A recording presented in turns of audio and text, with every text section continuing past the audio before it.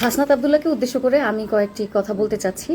কালকে যে উনি শিক্ষামন্ত্রীকে যে প্রশ্নটি করেছিল সেইটাকে কেন্দ্র করে, এবং এই প্রশ্নটি আসলে আমি একজন শিক্ষক হিসেবে, যেহেতু দীর্ঘদিন আমি প্রাইমারি সেকেন্ডারি মানে টার্সিয়ারি লেভেল যেটাকে বলেন সেটাতে পড়েছি। এনিওয়ে, এখন আপনি বলেছেন যে ভর্তি পরীক্ষা আর কি, ভর্তি পরীক্ষা এবং হচ্ছে লটারি, এই দুটোর মধ্যে আপনি একটা প্রবলেম দেখতে পাচ্ছেন যে ভর্তি পরীক্ষা হলে আপনি মেধাবী স্টুডেন্ট আইডেন্টিফাই করতে পারবেন। ঠিক আছে, এখন সেক্ষেত্রে একটা সমস্যা আমি দেখতে পাচ্ছি, সেটা হচ্ছে যে আপনি একটা পরীক্ষা নিয়ে, মানে একটা ভর্তি পরীক্ষা নিয়ে কিভাবে একটা ব্যক্তির মেধা যাচাই করবেন।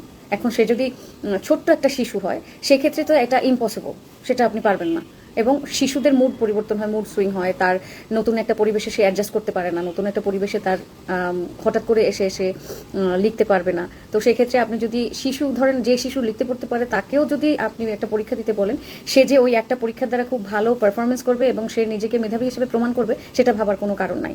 দ্বিতীয়ত, সে যদি আপনার মিডল স্কুলের স্টুডেন্ট হয়, সে যদি হাই স্কুলের স্টুডেন্ট হয়, ইভেন ইউনিভার্সিটি অ্যাডমিশন টেস্ট হয়, আপনার কি মনে হয় যে ব্যক্তি ঢাকা বিশ্ববিদ্যালয় বা জাহাঙ্গীরনগর বিশ্ববিদ্যালয়, পাবলিক বিশ্ববিদ্যালয় ভর্তি পরীক্ষায় চান্স পায় নাই, আপনার কি মনে হয় তারা কম মেধাবী, তারা কিছু পারে না? এবং এই সমস্ত যে স্টুডেন্টরা যারা ধরেন প্রাইভেট ইউনিভার্সিটিতে পড়লো বা গ্রামের একটা কলেজে পড়লো, যে জীবনে তেমন কোনো সুযোগ সুবিধা পায়নি, তার অর্থনৈতিক সচ্ছলতা নাই, বাবা মা গরিব, সেই ব্যক্তিদের মেধাকে আপনি কিভাবে যাচাই করবেন? পারবেন না, আপনি পারবেন না। মেধাকে যাচাই করা অত সহজ নয়। ভর্তি পরীক্ষা দিয়ে মেধাকে যাচাই করা এত ইজি না, হয় না, খুবই ডিফিকাল্ট। হ্যাঁ, একদম সব ক্ষেত্রে যে হয় না তা না, কারণ একটা নির্দিষ্ট মার্কস পেয়ে আসতে হয়, এবং সেই মার্কস পাওয়ার ব্যাকগ্রাউন্ড হিস্ট্রিটাও আছে, যে একটা স্টুডেন্ট কেন ভালো মার্কস পায়, একটা স্টুডেন্ট কেন ভালো করে, কে মেধাবী, মেধাবী কিভাবে হয়, মেধাবী কিভাবে গঠিত হয়, মেধাবী হয়ে কয়জন জন্ম নেয়। খুব কম সংখ্যক স্টুডেন্ট আছে বা মানুষ আছে যারা জেনেটিক্যালি মেধাবী, যারা কিনা আপনার খুব ভালো অঙ্ক পারে। দেখা যায় যে সে খুব ভালো অঙ্ক পারে, কিন্তু সেই আর কি দেখা যায় হিউম্যানিটিস সাবজেক্টগুলোতে ভালো না। যেই খুব মেধাবী, যাকে সো কল মেধাবী বলা হয়, সেই ব্যক্তিও যে সব সাবজেক্টে ভালো সেটা বলা যায় না। এটা খুবই সাবজেক্ট স্পেসিফিক। মানুষের ব্রেইন সব সাবজেক্টে সব জায়গায় সমান কাজ করে না। এক একটা সাবজেক্টে তার অ্যাবিলিটি, ওই সাবজেক্টটাকে আন্ডারস্ট্যান্ড করার অ্যাবিলিটি এক এক রকম হয়। ঠিক আছে, যেমন ধরেন যারা মিউজিকে খুব ভালো, যারা আর্টে খুব ভালো, আপনি তাদের মেধাবী বলবেন না? যে সে খুব বড় একটা আর্টিস্ট হয়েছে, সেই বা আর্টিস্ট হতেই পারেনি, এই যে বড় আর্টিস্ট হয়ে ওঠা, সেটাও একটা সুযোগের ব্যাপার, যে ওই ব্যক্তির কানেকশন কি আছে। ঠিক আছে, এখন ওই ব্যক্তির যদি ভালো কানেকশন না থাকে, বা সে একটা ধরেন গ্রামের একটা স্টুডেন্ট, সে খুব ভালো আঁকে, তার আঁকার প্রতিভা আছে, কিন্তু সে কোনোদিন সুযোগের অভাবে, অর্থনৈতিক অসচ্ছলতার কারণে বা বিভিন্ন সমস্যার কারণে সে কখনো শহরে এসে ভালো একটা আর্ট স্কুলে ভর্তি হতে পারলো না। ঢাকা ইউনিভার্সিটিতে চারুকলা বা যেই চারুকলা ইনস্টিটিউশনগুলি আছে, ইনস্টিটিউটগুলি, সেখানে ধরেন ভর্তি হতে পারলো না। তার মানে কি এই যে সে ভালো আর্টিস্ট না এবং সে মেধাবী না? এটা না, বিষয়টা এরকম না। বিষয়টা হচ্ছে সে সুযোগ পায়নি। আপনার বুঝতে হবে বাংলাদেশের অর্থনীতি, বাংলাদেশের মানুষ খুবই দরিদ্র। গ্রামের একটা স্টুডেন্ট হয়তো হঠাৎ করে এসে ঢাকা বিশ্ববিদ্যালয়ে চান্স পেয়ে গেছে, কিন্তু নট নেসেসারিলি গ্রামের প্রত্যেকটা স্টুডেন্ট বা ইভেন শহরেরও প্রত্যেকটা স্টুডেন্ট মানে ঢাকা ইউনিভার্সিটি বা মেডিকেল কলেজ, বুয়েট, এই জায়গাগুলিতে চান্স পাবে। কারণ এই জায়গাগুলিতে চান্স পাওয়ার জন্য তার যে শুধুমাত্র মেধা, মেরিট, সেটা যে কাজ করে সেটা না। সেই ব্যাপারটাকে খুব ভালোভাবে আইডেন্টিফাই করতে হবে এবং বুঝতে হবে। সুতরাং এই পুরো প্রশ্নটা যে আপনি উত্থাপন করেছেন, পুরো প্রশ্নটাই ভুল। লটারি যে ব্যাপারটা, আপনি হয়তো লটারিকে খুব খারাপভাবে দেখেন। এখন কেন দেখেন সেইটা নিয়ে আমি আসলে জানি না কেন দেখেন। এখন আমি যদি আপনাদের বিহেভিয়ারাল সাইকোলজিকে পর্যালোচনা করি, তাহলে আমি যেটা দেখি সেটা হচ্ছে বিগত সরকার যাই করেছে সেটাই হচ্ছে ভুল, বা এই দেশের আর কি পলিটিশিয়ানদের যে মেন্টালিটি, সেটা হচ্ছে বিরোধী দল বা আপনার যেই পার্টি, সেই পার্টি ছাড়া অন্য পার্টির লোক বা অন্য পার্টিরা যাই করবে সেটাই ভুল, সেটাই আপনারা মেনে নেবেন না বা সেটাই ভালো না, এটা প্রমাণ করতে হবে। দেখেন, এইখানে এন্ট্রেন্স এক্সামে মানে আর্লি স্টেজে, একদম কি স্টেজ 1, মানে ছোট্টবেলায় শিশুরা, ধরেন 3 বছর থেকে 5 বছর বা 3 বছর থেকে 6 বছর, এইসব বাচ্চারা ভর্তি পরীক্ষা দিয়ে তার সক্ষমতা, তার মেধা প্রমাণ করতে পারে না। আপনি কোনো মানে টেস্ট নিয়েই প্রমাণ করতে পারবেন না সে আসলেই মেধাবী কিনা। এর কারণ হচ্ছে শিশুরা ভর্তি পরীক্ষায় সবাই এক রকম পারফর্ম করতে পারে না। তার মানে কি, মানে আপনি যেই কথাটা বলেছেন সেটা হচ্ছে, সেইটা শুরুতেই একটা ইনইকুয়ালিটি, বৈষম্য সৃষ্টি করে দেয়। মানে একটা জিনিস মনে রাখবেন, বৈষম্য শুরু হয় হচ্ছে ক্লাসরুম থেকে। একটা ক্লাসরুমে আমরা প্রথম বৈষম্য সৃষ্টি করি কিভাবে জানেন? আমরা শিক্ষকরা ডিফাইন করি কে ভালো স্টুডেন্ট, কে মিডিওকার স্টুডেন্ট, কে খারাপ স্টুডেন্ট, কে ব্যাক বেঞ্চার। এবং আমরা যখন স্টুডেন্টদেরকে বলি না তোকে দিয়ে কিচ্ছু হবে না, তুই অঙ্ক পারো না, তুই সায়েন্স পারো না, আসলেই একদিন ও ওটা বিশ্বাস করে ফেলে এবং ওর মেন্টাল হেলথে এতই প্রভাব পড়ে যে ও মনেই করে, ও বিশ্বাস করতে শুরু করে দেয় যে ও আসলেই মেধাবী না, ওকে দিয়ে কিছু হবে না। সুতরাং ক্লাসরুমের মধ্যেও মেধা তৈরি হয়, কারণ শিক্ষকরাই শুরু থেকে কম্পিটিটিভ একটা এনভায়রনমেন্টে, একটা ক্লাসরুমে যেখানে কিনা যে বেশি মার্কস পাবে সে বেশি প্রায়োরিটি পাবে, তাকে নিয়ে সবাই সেলিব্রেট করবে, তাকে সেলিব্রেট করবে, তার মেধাকে সেলিব্রেট করবে। আর যেই স্টুডেন্টরা ধরেন নাম্বার কম পেয়েছে, পরীক্ষায় নাম্বার, অনেকের এক্সাম ফোবিয়া আছে, ধরেন সে খুব ভালো স্টুডেন্ট কিন্তু এক্সামে সে ভালো করতে পারে না, এক্সাম হলে তার আর কি নার্ভাস ব্রেকডাউন হয়, স্ট্রেস ফিল করে। এই যে সাইকোলজিক্যাল ব্যাপারগুলি, এগুলিও আপনারা চিন্তা করেন না, কারণ আপনারা সবকিছু সারফেস লেভেলে দেখেন, মেধা মেধা, কোটা না মেধা, নিজেরাই কোটায় যেয়ে বসছেন। এনিওয়ে, এখন বিষয়টা হচ্ছে কি যে এই যে একটা ছোট্ট শিশু অথবা আপনি হাই স্কুল, একজন আবার আমার ভিডিওতে কমেন্ট দিয়েছিল যে না উনি হাই স্কুল বলছে, হাই স্কুলই ধরে নিলাম, কিন্তু মনে হয় না যে এটা বৈষম্য, যে তাকে প্রত্যেকটা শিশু সমান সুযোগ পায় না। আপনি ফিনল্যান্ডের এডুকেশন সিস্টেম জানেন? ফিনল্যান্ডের প্রত্যেকটা স্কুল সমান, সেখানে there is nothing called good school. Good school বলতে কিছু এক্সিস্ট করে না, ইকুয়াল স্কুল, এডুকেশন হচ্ছে ইকুয়াল। প্রত্যেকটা স্কুল সমানভাবে পারফর্ম করবে, প্রত্যেকটা স্কুল, প্রত্যেকটা নাগরিককে, প্রত্যেকটা শিশু যে জন্মগ্রহণ করে সেই শিশুকে সমান সুযোগ দিবে। সেটা হচ্ছে একটা ওয়েলফেয়ার স্টেট, ওয়েলফেয়ার রাষ্ট্র।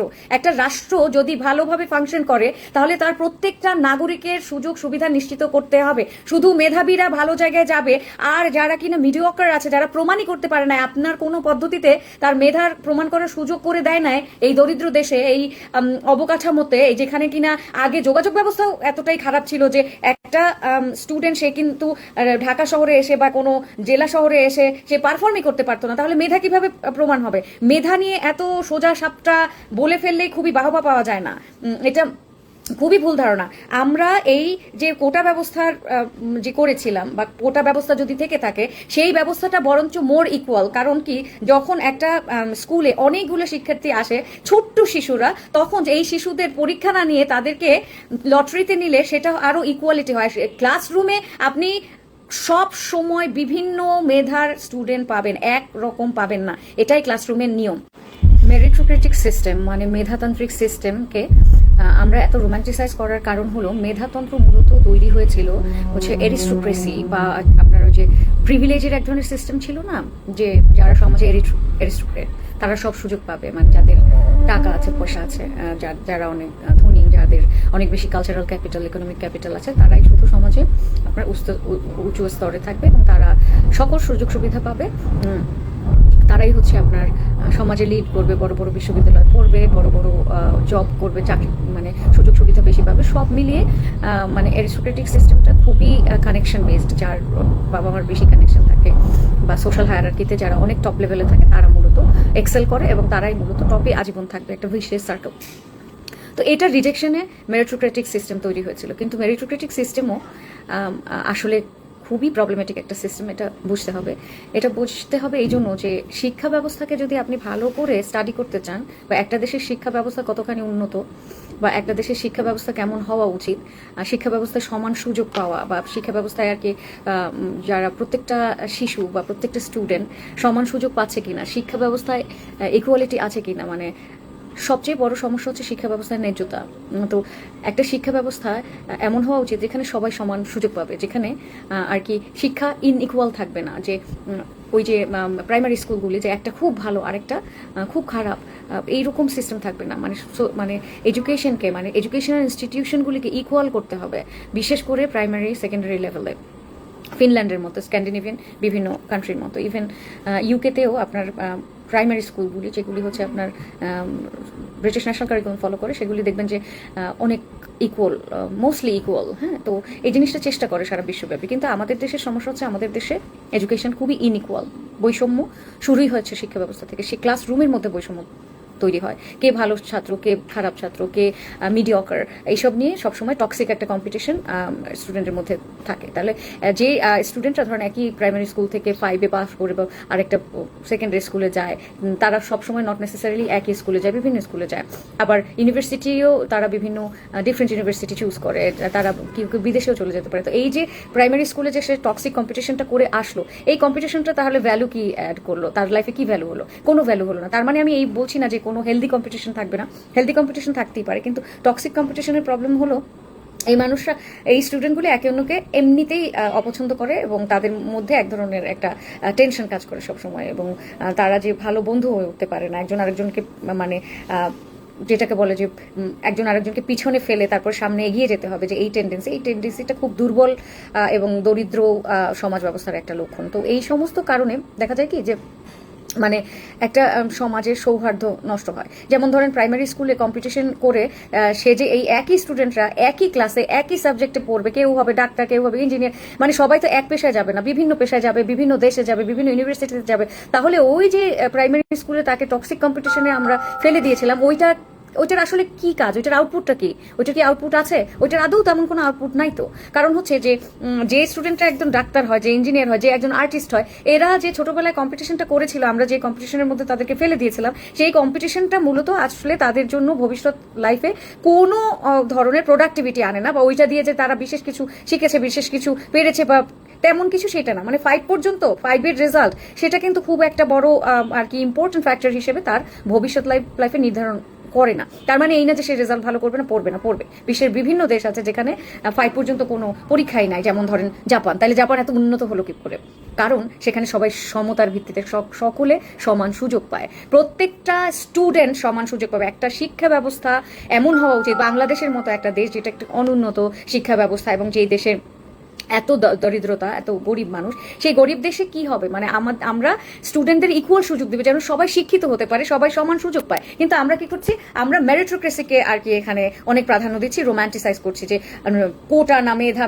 আচ্ছা, কোটা যদি কাজ না করে, তাহলে ওই যে একটা গ্রামের যে স্টুডেন্ট, সে একটা শহরের স্টুডেন্ট যে কিনা একটা ধনী মানুষের সন্তান, যে খুবই হাইলি আর কি এক্সেলারেটেড একটা স্কুলে বা একটা ইউনিভার্সিটিতে গিয়েছে এবং সেখান থেকে পাশ করেছে, এই দুজনকে আপনি কোন ফর্মুলায় তাদেরকে মাপবেন, কোন দাঁড়িপাল্লায় তাদেরকে মাপবেন? পারবেন? সুতরাং মানে শিক্ষার যে মূল উদ্দেশ্য সেটাই এখানে ব্যাহত হচ্ছে। সমস্যাটা সেখানে। সমস্যাটা কি জানেন? শিক্ষা ব্যবস্থা নিয়ে আমাদের ভুল আন্ডারস্ট্যান্ডিং। শিক্ষা ব্যবস্থার মূল উদ্দেশ্যটা কি হওয়া উচিত? সবার জন্য, সব শিশুর জন্য সমান সুযোগ নিশ্চিত করা, শুধু ধনীদের জন্য না। কারণ আপনাদের বুঝতে হবে, একটা দিনমজুরের সন্তান, এমন ইভেন ঢাকা শহরেও যারা থাকে, সেই ঢাকা শহরেও এরিয়া ভিত্তিক, অর্থনীতি ভিত্তিক, যেমন ধরেন প্যারেন্টস কি করে, বাবা মার অর্থনৈতিক সচ্ছলতা, আবার অর্থনৈতিক সচ্ছলতা থাকলেও তার কালচারাল ক্যাপিটাল আছে কিনা, মানে আপনার ইকোনমিক ক্যাপিটাল আছে কিন্তু কালচারাল ক্যাপিটাল নাই, ভালো কানেকশন নাই।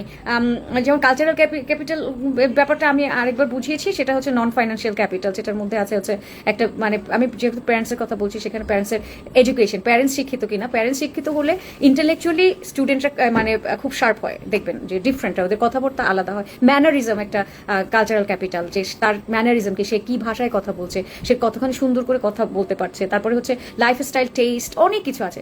অলটুগেদার একটা মানে খুবই লো ইনকাম আর কি ফ্যামিলিতে এই ব্যাপারগুলি অনেক কম থাকে, একই শহরে বসবাস করেও।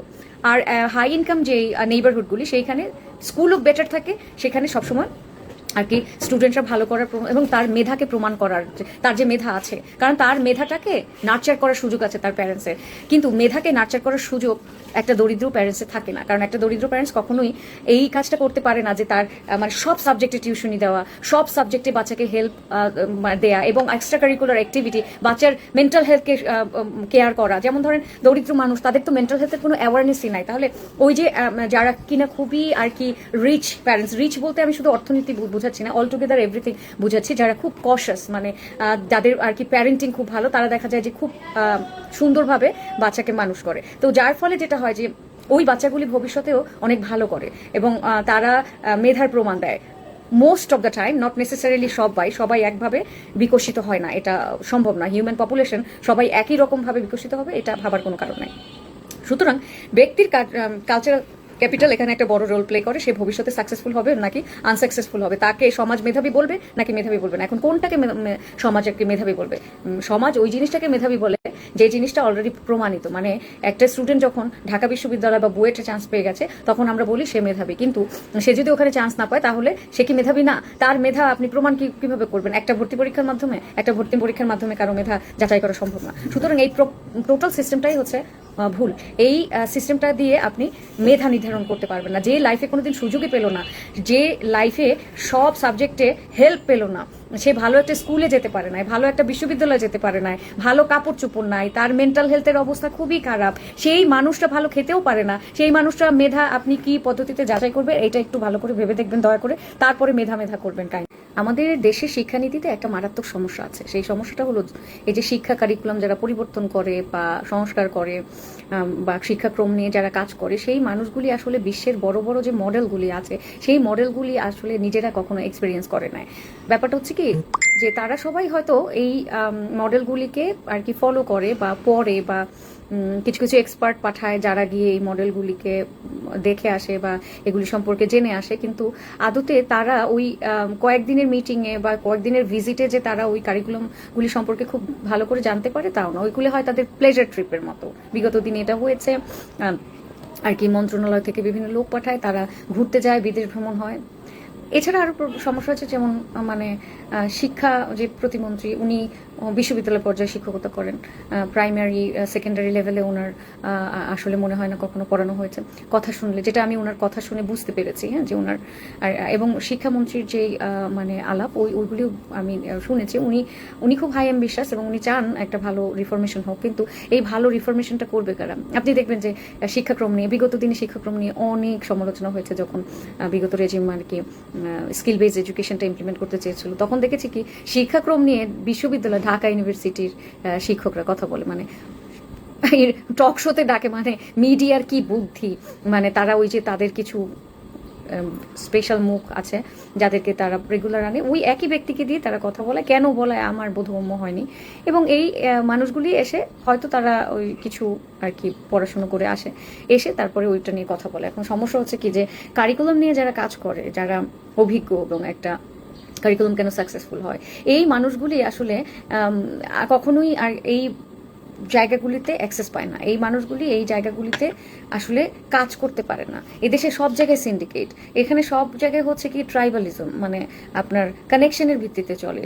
ওই যে অ্যারিস্টোক্রেটিক যে সিস্টেমটা ছিল ওই সিস্টেমেই চলে, ঠিক আছে, যে আপনার যার সাথে যে কানেকশন আছে তারাই আর কি করবে। এখন দেখেন এই যে হাসনাত আবদুল্লাহ, সে সুযোগ পেয়েছে, সে একজন আর কি মেম্বার অফ পার্লামেন্ট হয়েছে, এমপি হয়েছে, এখন উনি কথা বলছে শিক্ষা নিয়ে, কিন্তু উনি কোচিং সেন্টারে পড়াইছে এবং উনি নিজে হচ্ছে ঢাকা বিশ্ববিদ্যালয়ে পড়েছে, ঠিক আছে।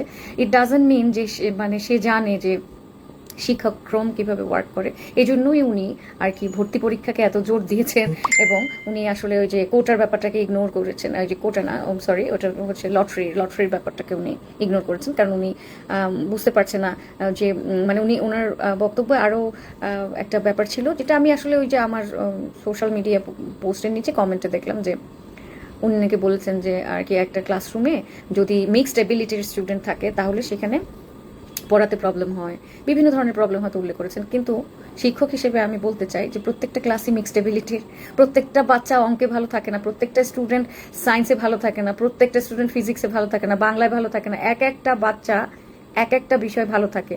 প্রত্যেকটা মানুষকে একই ক্যাটাগরিতে আপনি মাপতেই পারবেন না। ক্লাসরুম মানেই হচ্ছে মিক্সড এবিলিটি, এক একজনের এবিলিটি, এক একজনের দক্ষতা এক এক রকম। ক্লাসরুমে প্রত্যেকটা স্টুডেন্ট, আপনি যদি ধরেন এরকম স্টুডেন্ট ভর্তি করানোর সিস্টেম করেন, যেহেতু আপনারা জিনিসটা বোঝেন না, আপনারা ভর্তি পরীক্ষাকে আপনারা খুবই রোম্যান্টিসাইজ করেন। এখন ভর্তি পরীক্ষা নিলেন, ধরেন প্রত্যেকটা স্টুডেন্ট 98 পেয়ে চান্স পেলো, প্রত্যেকটা স্টুডেন্ট 98 পাইতেই হবে, না হয় সে চান্স পাবে না। ধরুন এই 100তে 98 পেয়েছে সবাই, এই যে 100তে 98 পাওয়া প্রত্যেকটা স্টুডেন্ট কি প্রত্যেকটা সাবজেক্টে একই রকম আন্ডারস্ট্যান্ডিং তৈরি হবে? তারা কি সবাই একই সাবজেক্টে পড়বে? তারা কি সবাই একই প্রফেশন নেবেন? না, বিশ্বে নানান ধরনের প্রফেশন থাকে, মানুষের প্রফেশনের কোনো শেষ নাই। সবাই মিলে যেমন ডক্টর হওয়া যায় না, সবাই মিলে যেমন ইঞ্জিনিয়ার হওয়া যায় না, সবাই মিলে একই গোয়ালের গরু হওয়া যায় না। এক একটা মানুষ এক একটা পেশা এক একটা সুযোগ পায়। মানে বাংলাদেশে তো পেশাকে যে সবাই চুজ করে তাও তো না, এখানে দেখা যায় যে সারা জীবন অ্যাকাউন্টিং পড়ে সে একটা এনজিওতে চাকরি করছে, সেটাও আর কি ধরেন ইয়ে না, ওই যে অ্যাকাউন্টিং রিলেটেড না। আবার দেখা যায় সোশ্যাল সায়েন্সে পড়ে সে ব্যাংকে চাকরি করছে। তো এই হলো বাংলাদেশের অবস্থা। তো এরকম অবস্থায় যে সাবজেক্টে পড়ছে সেই সাবজেক্টে যে চাকরি পাবে এমনও তো কোনো কথা নাই। এভাবেও তো বাংলাদেশ চলে, ইভেন বিশ্বের সব জায়গায় এই ব্যাপারে সমস্যা আছে যে সাবজেক্টে পড়েছে সেই সাবজেক্টই যে মানে সে সবসময় জব করবে এবং পাবেও, সেখানে যে সে এক্সেল করবে। দেখা যায় একটা সাবজেক্টে সে পড়ে টরে তার আর ভাল লাগে না, মানে ওই বিষয়ে রিলেটেড যে জব সেই জব করতে আর সে পছন্দ করছে না, তখন সে অন্য কোনো জব করছে। তো এই যে শিক্ষা ব্যাপারটা, পড়াশোনা ব্যাপারটা ভালো করে যে বুঝতে পারে, এই ধরনের মানুষের এই পলিসিগুলি মেক করা উচিত। এই পলিসি মেকিং, এডুকেশন খুব সেন্সিটিভ একটা জায়গা। প্রশ্নটা করেছে, খুব ভালো হয়েছে। প্রশ্নটা করেছে বলেই এতগুলো কথা আমি বলতে পেরেছি। বা এই ব্যাপারটা নিয়ে আসলে সবাই খুব একটা খেয়ালও করেনি। ওনাকে বেশিরভাগ মানুষ ভীষণ বাহবা দিচ্ছে। বাংলাদেশের এডুকেশন সিস্টেমের সমস্যা, বাংলাদেশের এডুকেশন সিস্টেম পরিবর্তন করা দরকার। আমরা করি কি, প্রতি বছর 1000 বার ধরে কারিকুলাম পরিবর্তন করি, কিন্তু সমস্যা হচ্ছে কি জানেন, এতবার 5 বার যদি এক বছরে মানে কয়েক বছরের কারিকুলাম চেঞ্জ হয়, তাহলে সেই দেশের শিক্ষা ব্যবস্থা উন্নত হওয়ার কোনো সুযোগ নাই। এখন এখানে কারিকুলাম চেঞ্জ করার কি দরকার? আপনারা কিছু টপিককে সংস্কার করেন, কিছু মানে টপিক আছে না, যে ধরেন আপনার যদি মনে হয় যে এই টপিকটার থেকে বেটার একটা টপিক আমরা ইনক্লুড করতে পারি। একটা কবিতা আছে, ওই কবিতাটা বাদ দিয়ে আমরা একটা আরো বেটার কবিতা, যে এই কবিতাটা পড়লে স্টুডেন্টদের মেধা বিকাশ বা তাদের জ্ঞান আরো এনরিচ হবে, এই ধরনের জিনিসকে ইনক্লুড করি, সেটা করতে পারেন। That's wonderful. কিন্তু ধরে পুরো কারিকুলাম পরিবর্তন করা একটা জিনিসের এখানে মারাত্মক সমস্যা। এডুকেশন দুটো স্টেজে কাজ করে। একটা হচ্ছে ক্লাসরুমে যখন মানে আমরা পড়াতে যাই, তখন আমাদের সামনে দুটো জিনিস থাকে। একটা হচ্ছে হোয়াট টু টিচ, মানে আমি কি পড়াবো, আর একটা হচ্ছে হাউ টু টিচ, কি পদ্ধতিতে পড়াবো। তাহলে এই যে between what and how to teach, এটা নিয়ে আমি একটা পেপার লিখেছিলাম। তো এখন এই যে ধরেন আপনি জিওমেট্রি পড়াচ্ছেন, হ্যাঁ, এখন জিওমেট্রি আপনি তো মানে স্টুডেন্ট, আমি ছোট বাচ্চাদের কথা বলছি, প্রাইমারি স্কুলে, তাদেরকে ধরেন আপনি শেপ পড়াচ্ছেন, আপনি শেপ তাদেরকে খাতায় আঁকাতেও পারেন একটা স্কোয়ার। আবার এটা আমি হাউ টু টিচ বলছি, যে আপনি হোয়াট হচ্ছে গিয়ে আমি তাদেরকে জিওমেট্রি পড়াবো, ঠিক আছে, এটা হচ্ছে হোয়াট, অ্যান্ড হাউ হচ্ছে কি পদ্ধতিতে আমি পড়াবো। তাহলে আমি সিদ্ধান্ত নিয়েছি যে আমি তাদেরকে খাতায় না আঁকিয়ে, আমি এই যে ঘরে যে ধরেন টিভিটা একটা রেক্ট্যাঙ্গুলার শেপ, তো ওইটা একটা রেক্ট্যাঙ্গুলার শেপ। ও একবারে ওটা ওর মাথায় গেঁথে যাবে, যতবার সে একটা টিভি দেখবে এই শেপের, তার দেখে ওই যে মানে আমার রুমে একটা দেয়ালে একটা আছে, আপনার ফটো ফ্রেম আছে, সেটা হচ্ছে স্কোয়ার, হ্যাঁ, তো ওইটা দেখে যদি যে ওইটা হচ্ছে একটা square.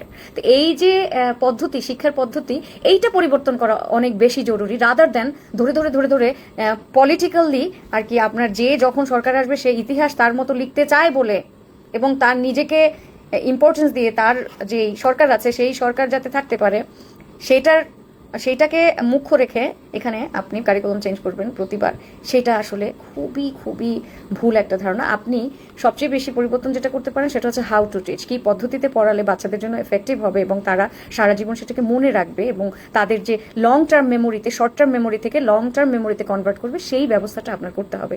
That's going to be very effective education. এবং এই ব্যাপারে তাদেরই কথা বলা উচিত যারা জানেন না, ওই ব্যক্তি না যারা কিনা যে তাদের অনেক ডিগ্রি আছে কিন্তু এই বিষয়ে তাদের এক্সপার্টিস নাই। এই বিষয়ে যাদের এক্সপার্টিস আছে